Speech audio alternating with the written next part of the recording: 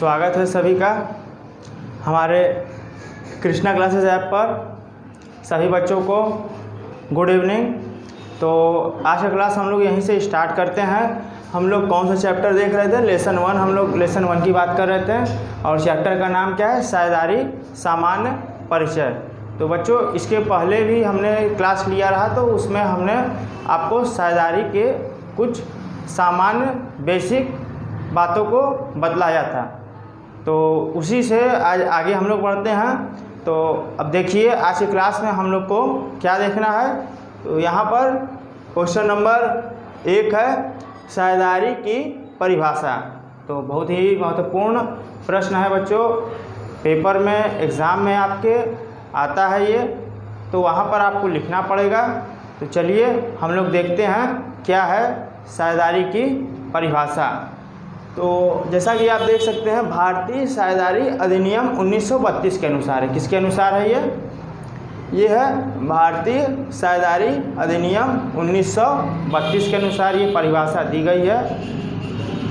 क्या कह रहा है परिभाषा? परिभाषा कह रहा है साझेदारी उन व्यक्तियों का, साझेदारी क्या है? साझेदारी उन व्यक्तियों का संबंध है। साझेदारी उन व्यक्तियों का संबंध है जो एक ऐसे व्यापार के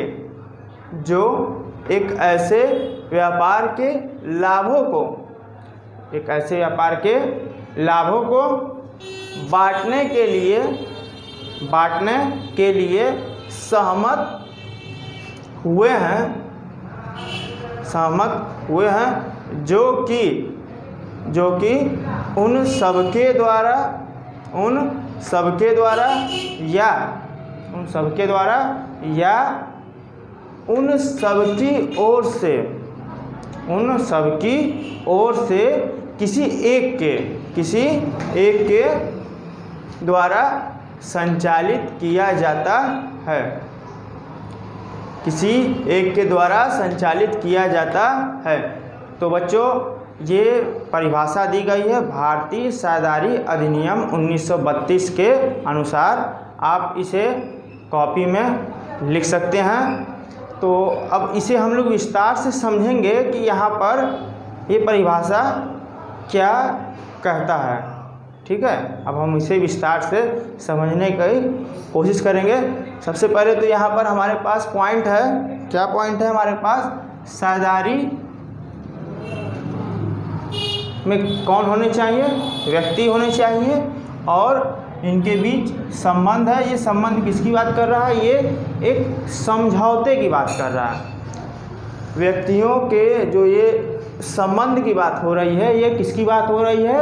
अर्थात उनके बीच समझौता हुआ है, अनुबंध हुआ है। उनके बीच, उन साझेदारों के बीच, उन व्यक्तियों के बीच क्या हुआ है? एक समझौता, अनुबंध हुआ है। कैसा हो सकता है ये अनुबंध? लिखित भी हो सकता है। ये अनुबंध लिखित भी हो सकता है और मौखिक भी हो सकता है। लिखित भी हो सकता है और मौखिक भी हो सकता है। ये आप अपनी इच्छानुसार तय कर सकते हैं। साझेदार ये अपनी सुविधानुसार तय करते हैं कि उन्हें लिखित समझौता करना है या मौखिक। तो चलिए आगे बढ़ते हैं, आगे समझते हैं। संबंध है अर्थात समझौता है। समझौता जो एक ऐसे व्यापार के, बच्चों ध्यान दीजिए, किसकी बात कर रहा है? व्यापार की। किसकी बात कर रहा है? व्यापार की। अर्थात साझेदारी के लिए व्यापार का होना बहुत ही आवश्यक तत्व है। बिना व्यापार के आप साझेदारी कैसे करोगे? बिना व्यापार के आप साझेदारी नहीं कर सकते हो। जो एक ऐसे व्यापार के लाभ, किसकी बात कर रहा है? लाभ। अर्थात व्यापार का उद्देश्य क्या होता है? लाभ कमाना होता है। व्यापार का उद्देश्य क्या होता है? लाभ कमाना होता है। हालांकि ये संभव है कि लाभ भी हो सकता है और हानि भी हो सकती है। लाभ भी हो सकता है और हानि भी हो सकती है, परंतु हमारा उद्देश्य तो लाभ ही कमाना होता है। हानि के लिए तो कोई कार्य किया नहीं जाता है। तो लाभ यहाँ पर बताना ज़रूरी है। क्यों ज़रूरी है? क्योंकि हमने आपको बताया कि परोपकार की यदि बात करें, परोपकार यदि आप कहो कि लाभ को हटा दिया जाए, परोपकार के लिए यदि हम कोई कार्य करते हैं तो वो साझेदारी नहीं होगा, वो साझेदारी नहीं होगा, वो क्या होगा? समाज सेवा हो जाएगा। तो हम किसकी बात कर रहे हैं? हम व्यापार में साझेदारी की बात कर रहे हैं। तो व्यापार के लाभों को बांटने के लिए, ये लाभ अंडरलाइन कर लीजिएगा आप लोग भी। तो एग्ज़ाम में यदि आप कोई परिभाषा लिख रहे हो या किसी प्रश्न का आंसर लिख रहे हो तो आपको लगे कि ये पॉइंट, आपको लगे कि ये पॉइंट महत्वपूर्ण है तो आप उसे अंडरलाइन कर सकते हो, हाईलाइट कर सकते हो। तो आपका जो आंसर है वो देखने में अच्छा लगेगा। तो बांटने के लिए, तो ये लाभ किसके बीच बांटा जाएगा? साझेदारों के बीच बांटा जाएगा। बांटने के लिए सहमत हुए हैं। देखिए यहाँ पर क्या कह रहा है? सहमत हुए हैं। बांटने के लिए ये सहमत हुए हैं, ये समझौते की बात कर रहा है, अर्थात ऐच्छिक रूप से सहमत हुए हैं। ये सहमत हुए हैं अर्थात वे अपनी इच्छानुसार सहमत हुए हैं। ये नहीं कि ज़बरदस्ती किसी को सहमति करवाया जा रहा है, नहीं। यहाँ पर सभी साझेदारों की इच्छानुसार लाभों को बांटने के लिए सहमत हुए हैं। आगे क्या कह रहा है? हुए हैं जो कि उन सबके द्वारा, जो कि उन सबके द्वारा, क्या है इसका मतलब? उन सबके द्वारा का मतलब कि उस व्यापार को सभी साझेदार, उस व्यापार को सभी साझेदार मिलकर चला सकते हैं, सभी साझेदार मिलकर चला सकते हैं। लिखा है ना, उन सबके द्वारा। इसका मतलब क्या हो रहा है? इसका मतलब हो रहा है कि उस व्यापार को सभी साझेदार, सबके द्वारा सभी साझेदार मिलकर चला सकते हैं, या फिर ये है ना, अथवा उन सबकी ओर से, उन सबकी ओर से, मतलब सब लोग नहीं उस व्यापार को चला रहे हैं, उनके ओर से, उन साझेदारों की ओर से कुछ लोग, उन साझेदारों की ओर से, उन्हीं साझेदारों में से ही, सभी साझेदारों की ओर से, सभी साझेदारों की ओर से, उन्हीं साझेदारों में से कोई, उन्हीं साझेदारों में से कोई कह रहा है किसी के द्वारा संचालित किया जाता है। किसी के द्वारा, किसी के द्वारा मतलब किसी एक के द्वारा, या एक या दो के द्वारा, कुछ के द्वारा संचालित किया जाता है। क्या किया जाता है? संचालित। किसे, किसे संचालित किया जाता है? यहाँ पर किसे संचालित किया जाएगा? बच्चों ध्यान दीजिए, यहाँ पर, यहाँ किसे संचालित करने की बात की जा रही है? व्यापार। बच्चों ध्यान दीजिए, यहाँ पर व्यापार के संचालन की बात हो रही है। ये हमारा आखिरी वाला जो ये लास्ट लाइन है बहुत ही इम्पोर्टेंट है बच्चों, ध्यान दीजिए, इसे समझिए। क्योंकि आप जानते हो कि एग्ज़ाम में यदि शॉर्ट में आंसर आएगा, अगर क्वेश्चन आपका शॉर्ट है तब तो आप कम लिखेंगे, लेकिन अगर वही क्वेश्चन आपका अधिक मार्क्स के लिए आ जाए, लॉन्ग में आ जाए, तो आपको वहाँ पर क्या करना पड़ेगा? वहाँ पर आपको ज़्यादा लिखना पड़ेगा। तो हमने यहाँ परिभाषा लिख दिया है, और आप उस परिभाषा को थोड़ा सा यदि और अपने शब्दों में, परिभाषा पहले लिखने के बाद फिर नीचे पैरा चेंज करके एग्ज़ाम में, पहले तो आप ये परिभाषा लिखिए एग्ज़ाम में, और उसके बाद नीचे जो है पैरा चेंज करके अन्य शब्दों में लिख सकते हैं। कैसे लिख सकते हैं? अन्य शब्दों में। तो अन्य शब्दों में क्या लिखना पड़ेगा, आपको उसी चीज़ को थोड़ा सा और विस्तार से समझाना होगा, जो अभी हम यहाँ आप लोग को समझा रहे हैं। ठीक है, तो दोबारा से एक बार पढ़ लेते हैं। भारतीय साझेदारी अधिनियम 1932 क्या कहता है? साझेदारी उन व्यक्तियों का संबंध है जो एक ऐसे व्यापार के लाभों को, व्यापार होना चाहिए, लाभ होना चाहिए, लाभों को बांटने के लिए, वो लाभ का बंटवारा होना चाहिए, बांटने के लिए सहमत हुए हैं, जो कि उन सबके द्वारा, हमने बताया उन सबके द्वारा का क्या मतलब है, उन सबके द्वारा का अर्थ है उस व्यापार को सभी साझेदार चला रहे हैं, उस व्यापार को सभी साझेदार चला रहे हैं। और उसके बाद क्या लिखा है? या लिखा है, या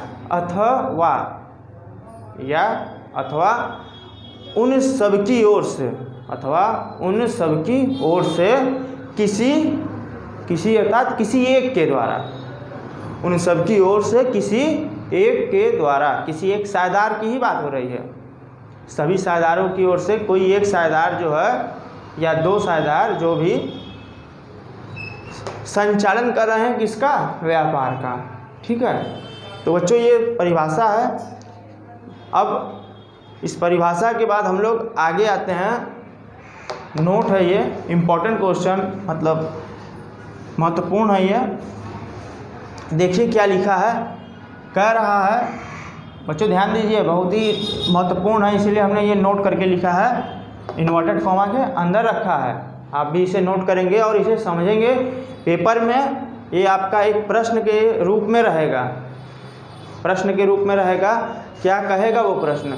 वो प्रश्न ये कहेगा, इस कथन को समझाइए। यदि आपका प्रश्न आता है तो बहुत ही महत्वपूर्ण है। ये कहेगा, ये लिखने के बाद, इन्वर्टेड कॉमा क्लोज करने के बाद, आप ऐसा प्रश्न कर भी चुके होंगे इसके पहले की कक्षाओं में। कहता है क्या? इस कथन को समझाइए। तो समझाइए, तो कथन को समझाने के पहले तो हमें क्या करना होगा? उस कथन को पढ़ना पड़ेगा। एक कथन को समझाने से पहले हमें उस कथन को पढ़ना पड़ेगा, और पढ़ने के बाद तब जाकर समझना पड़ेगा। और जब हम उसे समझ लेंगे तो हम किसी भी एग्ज़ाम में, और कभी भी मतलब अभी या आने वाले कुछ महीनों के बाद या कुछ साल के बाद, कभी भी आपको अगर ये प्रश्न सामने आता है तो आप उसे कर सकते हैं, लिख सकते हैं। क्या है? प्रत्येक साझेदार अपनी फर्म का, प्रत्येक साझेदार अपनी फर्म का एजेंट भी है, एजेंट भी है, और क्या है? स्वामी भी है। प्रत्येक साझेदार अपनी फर्म का एजेंट भी है और स्वामी भी है। बच्चों ध्यान दीजिए, कह रहा है कि जो साझेदार होते हैं ना, साझेदारी में इनकी न्यूनतम संख्या 2 होती है। अधिकतम संख्या के बारे में आगे आने वाली क्लास में आपको अलग से समझाया जाएगा। ठीक है बच्चों, तो यहाँ पर क्या कह रहा है कि जो ये साझेदार लोग हैं, ये एक दूसरे के और फर्म के एजेंट भी है। एजेंट मतलब तो आप समझते होंगे ना, एजेंट कौन होता है? एजेंट वो होता है जो कमीशन पर कार्य करता है। एजेंट कौन होता है? एजेंट वो होता है जो कमीशन के लिए कार्य करता है। कमीशन कौन देता है? एजेंट को कमीशन कौन देता है? मालिक देगा। भाई जिसके लिए वो कार्य कर रहा है वही मालिक उसे क्या देगा? एजेंट उस एजेंट को कमीशन देगा। अच्छा, मालिक देता है एजेंट को कमीशन, ये तो बात ठीक है, लेकिन आगे क्या कह रहा है? और बच्चों ध्यान दीजिए, ये और का मतलब समझते हैं आप? इसका मतलब यहाँ से दूसरा स्टेटमेंट शुरू हो गया है। ये और बीच में है, इसका मतलब यहाँ से दूसरा स्टेटमेंट शुरू हो गया है। और क्या है वो दूसरा कथन? वो कह रहा है कि प्रत्येक साझेदार अपनी फर्म का के बाद आप यहाँ पर आ जाइए, प्रत्येक साझेदार अपनी फर्म का स्वामी भी है। मतलब ये दो कथन है यहाँ पर। प्रथम कथन में कह रहा है कि जो साझेदार हैं वो एजेंट हैं, किसके? फर्म के। दूसरा स्टेटमेंट क्या कह रहा है कि जो साझेदार हैं वो स्वामी भी हैं, किसके? उसी व्यापार के, उसी फर्म के। तो बच्चों यहाँ पर दो स्टेटमेंट है जिसे जोड़ा गया है किसके माध्यम से? और के माध्यम से। अब समझाते हैं इसे, ध्यान दीजिएगा आप भी। यहाँ पर मालिक जो है, मालिकों की संख्या 2 या 2 से अधिक होती है। तो ध्यान दीजिए, एग्जाम्पल के तौर पर यदि किसी फर्म में A, B, C और D, कितने लोग हैं? 4 लोग हैं, 4 मालिक हैं। A है, B है, C है और D है। तो ध्यान दीजिए, यदि A कोई भी कार्य करता है, बच्चों ध्यान दीजिए, A यदि कोई भी कार्य करता है तो इसके कार्य के लिए जिम्मेदारी किसकी होगी? यदि इनसे कोई गलती हो जाती है, ए से कोई यदि त्रुटि हो जाती है, कोई गलती हो जाती है, तो वो जिम्मेदारी कौन वहन करेगा? तो सीधा सा बात है कि भाई साझेदारी फर्म है तो सभी साझेदार उस जो गलती हुई है उसकी जिम्मेदारी सभी को उठानी पड़ेगी। यदि कोई इनसे हानि हो जाता है, ए से व्यापार के संबंध में कोई हानि हो जाता है, तो उसकी जिम्मेदारी, उसका उत्तरदायित्व, ए के कार्य का उत्तरदायित्व सभी पर पड़ेगा। सभी मतलब ए तो खुद है ही, ए तो अपने कार्य के लिए उत्तरदायी है और साथ ही साथ बाकी जो साझेदार हैं, कौन? बी है, सी है और डी है। ये सब ए के कार्य के लिए जिम्मेदार होंगे और जो फर्म है, फर्म भी इन सभी के कार्यों के लिए जिम्मेदार होगा। ठीक उसी प्रकार यदि बी कोई कार्य करता है तो ए, सी और डी भी बी के कार्यों के लिए जिम्मेदार होंगे। किसके? बी के। ठीक उसी प्रकार सी के कार्यों के लिए कौन जिम्मेदार होगा? सभी। अगर इन सबको मिला दे तो फर्म हो। फर्म इन्हीं सबसे बना है ना। व्यापार किसका है? व्यापार मालिक का है। व्यापार मालिक का है। मालिक कौन है? मालिक, व्यापार का मालिक ए भी है, बी है, सी है और डी है। तो हमने कहा कि अगर डी से भी कोई कार्य होता है तो उसके लिए सभी उत्तरदायी माने जाएंगे। तो सभी उत्तरदायी माने जाएंगे। बच्चों ध्यान दीजिए, एक उदाहरण आपको समझा देते हैं। उदाहरण क्या है आप ध्यान दीजिए। यदि हमने कहा डी की बात कर रहे हैं, डी किसी कस्टमर से जो है प्रॉमिस करता है, किसी कस्टमर से कहता है कि हम आपको एक हफ्ते के बाद 5 पेटी माल पहुंचा देंगे। ठीक है। और वो अपने कस्टमर से पैसा ले लेता है, कस्टमर से पैसा एडवांस में ले लेता है और कस्टमर को जो भी आवश्यक रसीद दिया जाना चाहिए वो दे देता है। कौन करता है? ये डी करता है। कौन करता है? डी करता है। डी ने किया क्या यहाँ पर? डी ने किसी कस्टमर को जो है 5 पेटी माल, जो भी डी बेच रहा है, डी वो कस्टमर को 5 पेटी माल 1 हफ्ते बाद देने के लिए जो है अपनी हामी भर देता है और एडवांस में पैसा भी ले लेता है। अब अगर यदि ऐसा हो कि डी किसी कारणवश दूसरे शहर में चला जाता है। डी कहाँ चला गया? किसी दूसरे शहर में। किसी भी कार्य से जा सकता है, भाई कार्य होगा तो कार्य करना ही पड़ेगा। तो डी ने किया क्या यहाँ पर? डी किसी दूसरे जगह चला गया। अब वो कस्टमर जो है उसको तो कहा गया है डी के द्वारा कि भाई 1 हफ्ते बाद आपको 5 पेटी माल हम क्या करेंगे, भिजवा देंगे। तो क्या होगा, जब डी चला गया तो उसे उसका जो निश्चित किया गया माल था वो नहीं मिलेगा। बच्चों ध्यान दीजिए, उसको उसका माल मिलेगा। क्यों? क्योंकि हमने कहा ना कि डी भले ही बाहर गया हो लेकिन उसके साथ के जो साझेदार हैं वो तो अभी हैं ना, तो इनकी जिम्मेदारी बनती है, इनकी जिम्मेदारी बनती है कि ये डी की ओर से दिए गए कार्य को पूरा करें। समझ रहे हैं बात को?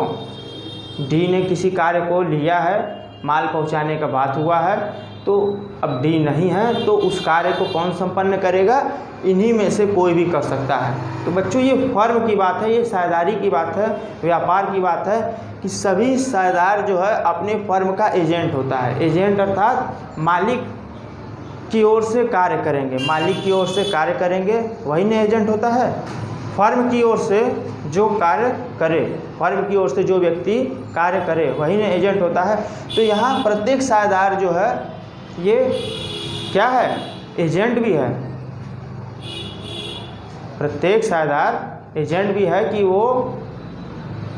वो अपने फर्म के लिए जो भी निश्चित किया गया है कार्य उसे पूरा करे। फर्म ने जो भी कार्य निश्चित किया है, एक कार्य क्या हो सकता है, एक व्यापार में कार्य क्या हो सकता है? सीधा सा ही कस्टमर को माल देना होगा, अपने सप्लायर को पैसा देना होगा। ये सप्लायर जहाँ से हमने माल ख़रीदा तो ये हो सकता है कि हमने उससे, उदाहरण हम समझा रहे हैं बच्चों, आपको ध्यान दीजिए, ये एक उदाहरण है कि हमने किसी से माल ख़रीदा है 50,000 रुपये का और हमने कहा कि भाई 1 महीने के बाद आपको हम पैसा दे देंगे। तो अगर मैं खुद एक साझेदार हूँ और मैं बाहर चला गया हूँ या अस्वस्थ हूँ और व्यापार में नहीं आ पा रहा हूँ, दुकान पर नहीं आ पा रहा हूँ, तो क्या होगा? हमने जिससे माल ख़रीदा है 50,000 का, उसका पैसा डूब जाएगा? नहीं, ऐसा नहीं होगा। तो हमने उससे कहा है कि आपको 1 महीने बाद 50,000 जो हमने उधार माल आपसे लिया है, हम आपको पैसा वापस चुका देंगे। तो भले ही हम न हों किसी कारणवश, लेकिन बाकी के साझेदार, ये उनकी जिम्मेदारी है, बाकी के साझेदार लोगों की जिम्मेदारी है कि वो समय पर उस पैसे को भुगतान करें, समय पर उस पैसे को भुगतान करें। चुकाना पड़ेगा, उन्हें चुकाना पड़ेगा और वो उसके लिए बाध्य हैं। बच्चों यही तो साझेदारी है। एकाकी व्यापार में क्या है भाई, मालिक नहीं तो कुछ नहीं हो सकता, होता है ना। एकाकी व्यापार में भाई मालिक एक ही होता है, अगर वो नहीं है तो किसी को कोई भी कार्य करना होगा या करवाना होगा नहीं हो पाएगा। क्यों? क्योंकि एकाकी व्यापार, एक मालिक है, बाकी सब तो कर्मचारी है ना। तो बच्चों ध्यान दीजिए, कर्मचारी कोई कार्य नहीं कर सकता है अपने से, मालिक रहेगा तभी वो कार्य करेगा, मालिक नहीं काम नहीं, क्योंकि उसे अधिकार नहीं है। सबका, बच्चों ध्यान दीजिए, सबका अधिकार निश्चित होता है। उदाहरण के तौर पे आपके स्कूल में आपके प्रिंसिपल का अधिकार और उत्तरदायित्व तो अलग है।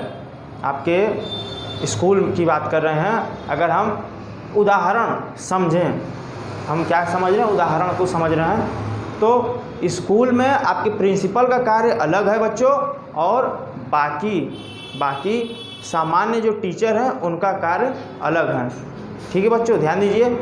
तो हर व्यक्ति सबका कार्य नहीं कर सकता है, परंतु अगर साझेदारी की बात करें तो यहाँ पर इन्हें कार्य करना पड़ेगा, क्योंकि सभी एक दूसरे के एजेंट भी हैं, और ऐसा नहीं केवल एजेंट हैं, मालिक भी हैं, अर्थात इन्हें निर्णय भी लेना होता है। निर्णय लेना होता है, क्या निर्णय? कि ये कार्य किया जाए या न किया जाए। ठीक है बच्चों, तो ये नोट था, ये समझाना था आप लोग को, उसे हमने आपको समझा दिया है।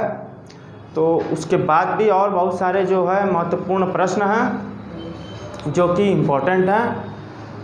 बच्चों ध्यान दीजिए, उन प्रश्नों को भी आगे आने वाली क्लास में समझाया जाएगा। ठीक है बच्चों, उन प्रश्नों को भी आगे आने वाले क्लास में समझाया जाएगा और आप जुड़े रहिए। जो भी क्लास आपको प्रोवाइड करवाया जा रहा है आप उस क्लास को अच्छे से कीजिए। ठीक है बच्चों, आज की क्लास यहीं पर समाप्त करते हैं।